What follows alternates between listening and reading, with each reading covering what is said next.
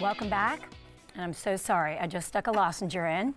So good thing it's time now for things to care about with the one and only Cara Kneer. And today we're looking at ways that we can be better parents for our children. And if that was on the top of your list, isn't it always? I mean, it is. We're just trying to survive. I was actually sending this article and the coordinating articles to my husband as I was reading them. Oh. And he was like, look, we're all just trying to do the best we can. I know. I know. Can you it's please so delve true. into this tutorial on parenting? Right. It really is true. And everybody in my house, you know, we've all been not feeling great this week. And I mentioned yesterday, if any of you parents have had to get your child psychological testing done, maybe if they're having signs of a learning disability, you know, it's this big planning, and we both woke up, poor Caroline and I. Thank goodness I had already planned to take the day off. Yeah. We were sick as a dog, and I just said, sweetie, we can't reschedule. Right. Let's give it our best. And the lady, the nice doctor, psychologist, because we didn't get much out of her today. Yeah.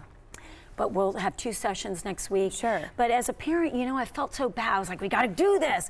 But, you know, but in the end, I'm doing something that's going to help us figure out how her brain works and help. And that's what I was trying to explain to her. You know, I just feel like it's hard being a parent. It really is. It is. And thank you for filling in yesterday. Well, of course. Yeah, and back to the parenting thing, it's like we have all these outside sources, like I'm about to be, telling you what to do. We're reading studies, or this kid turned out this way, and we want our kids to be, you know, all these things. And it was interesting, at the beginning of the article, they said the goal for every parent should be to teach kids to be resilient, confident, and to know how to handle stress, which I thought was very interesting. Ooh, yes, yes. So they were like all of those. Yeah, and I also thought, like, those are things we obviously want for our kids, but sometimes they might not be top of mind for parents to do. So it's kind of, it was an interesting way to go into the article. Well, just like we talked about resolutions this year, Cara.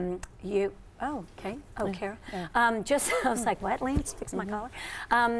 Just like we talked about, almost like buzzwords that we need to get us through whatever it is for our New Year's resolutions. As parents, I think we just need to have those go-to words or phrases, like you're saying, being resilient, to help us always kind of guide and push us along and center us. So let's talk about some of the ways that we can help, because these are interesting. So it's the age-old debate of rewarding your child or punishing your child for bad behavior.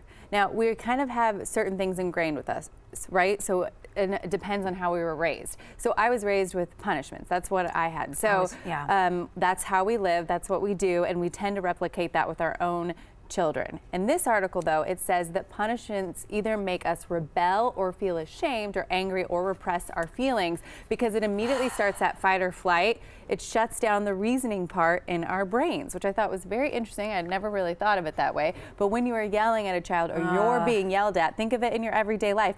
Are you the most aware of what you're actually doing and how you're going to get to the other side when you're in that argument? Probably not. Right, but then how do we, like my mom goes, oh, look at these, look at their room. You know, there's no consequences. They leave their clothes on the floor. I'm like, Mom, I tell them each and every day, well, there needs to be a consequence. No TV, guys, look. And so, again, that's the way she raised me. Yes. But you're right. Like, I'm thinking of all those, the fight or flight, and I'm getting stressed thinking about the way that I'm making them feel. Yeah, yeah. So then on the flip side of that, they said rewarding wasn't always the best thing to do either. And they talked about this couple that tried to put their 4-year-old to bed every night, and he would throw the biggest temper tantrums. So they thought, okay, well, why don't we reward him? So we'll give him stickers every time. Right. You know, he doesn't throw a fit. But then studies found that the more you reward your child, it decreases their natural motivation and enjoyment. Well, that makes sense. So you keep rewarding, and then they're like, why do I even need to do that anymore? That absolutely makes sense too. So how do we find that happy medium, Stifles creativity. Yeah, I know. So it's more about being intuitive, this is what they say, with your child, and flipping the script so that you will learn that your kids are actually hardwired for empathy, cooperation, and hard work. So it's like bringing that out in them, asking them questions, trying to, I know it's very easy for me to sit on the sofa, and I have been in so many arguments. Just this morning, I was yelling at Isaac because he was throwing the biggest temper tantrum because we had to take James to school. And I mean, sometimes you just have to carry your kid like a football and get things done. I know. You know? Yeah. Yeah, and you can't, I know, we don't have all the answers, but we're trying to bring you articles that may resonate with you so that you can try a technique and see if it works for you. Right, basically so, finding a happy medium with that first one. No but the kidding. second one was very interesting too. It's that we should stop yelling. So he starts out the article, this therapist does, saying that yelling is the most widespread parental stupidity around today, which then flashed me back into 30 minutes before I read this article, and I was screaming at my child for a solid 20 minutes. Right. But it does make some valid points. So it says yelling makes you look out of control to your kids. It makes you look weak to your kids. Oh my God. So it's true. But to flip it, so think of like your yelling, like not yelling will make you seem authoritative and like super fierce. You were in control, you were fierce, you don't need to yell, ice them out. But I try. I mean, I've tried. Like I've been like, okay, come on and eat your breakfast. Come on and eat your breakfast. Come on and eat your. You do it, and then finally I'm like, eat your breakfast. Right. And then you feel awful. Yeah. But guess what? Then they finally were eating the breakfast. Right. Maybe you say eat your breakfast, and then if they don't eat their breakfast and they're hungry, that's on them. And well, that's what my mom would say. You don't get all worked up and yelling. That is true. I hate when they see me, especially because they're getting old. Not that when I was younger it was better, but they're really taking, like Jim will say, you're going to raise like emotional girls the way you're emotional. I'm like, thanks, Jim. Well, I see it now. I see James doing it back to me. Like he'll be like, Isaac, pay attention, and he screams at him out of nowhere, and I'm like, oh my gosh, boy, that's me. That's you. Just repeating it. So I've really tried to be cognizant of that, but it's like the hardest thing to do, and I don't appreciate that guy calling us stupid. Okay? No, I don't. Or whatever he said. I like also, this. though, disclaimer: yelling at your kids if they are about to be unsafe is okay.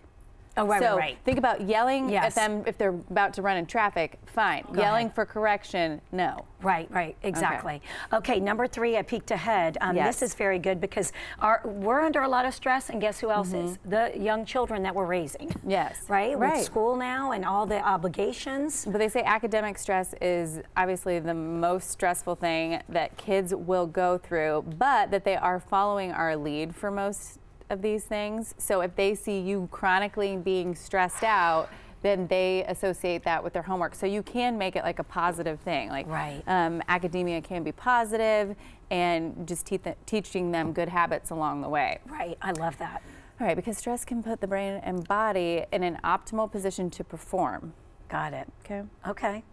It can. If you harness it the correct way. Got it. So it doesn't have to be associated with something negative. Right. But sometimes, just think about like when you have something to do that you're really excited about, but then also a little stressed and nervous about. If you channel that the right way, then you're like today's show. Yes. Today's show, we have a lot of moving parts, outside, inside, and before the show, was a lot of right. Mimi's laughing. It's true. We have a lot going on, but it's exciting. It's a way to go. I'm not stressed about it. This is exciting. Sure. Yeah. It is. You know, I often think like the best parenting thing for me when I was growing up is my parents ran a restaurant.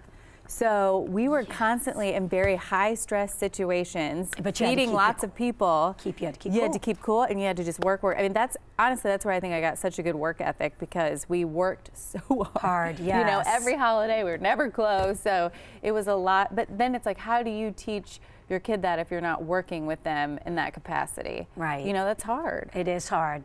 Okay, and that was the last one, but we're going to put the rest.